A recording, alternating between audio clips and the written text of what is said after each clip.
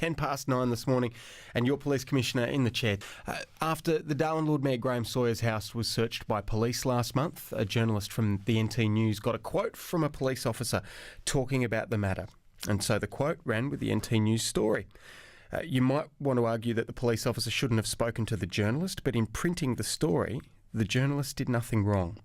So why then does it seem that the journalist's phone records were searched by police to try and uncover his contact? He hadn't done anything wrong, but it would seem from the outside that police are effectively accessing his personal life and fossicking through it. The authority required to do this is the signature of a superintendent, and journalists are understandably worried. Police could be checking your phone records too, again, with the access or the signature of a superintendent. You don't have to be suspected of committing a crime.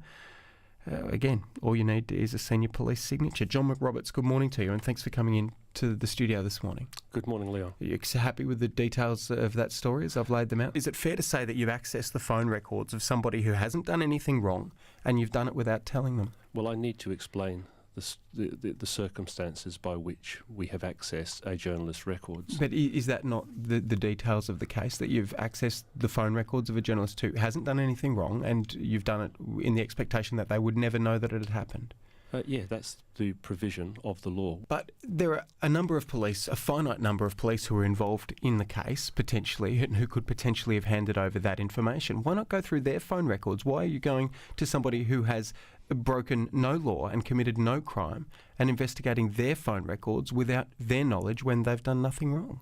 Well, that's arguable as to whether the journalist has committed an offence, because you can be responsible if you are a party to an offence in this jurisdiction.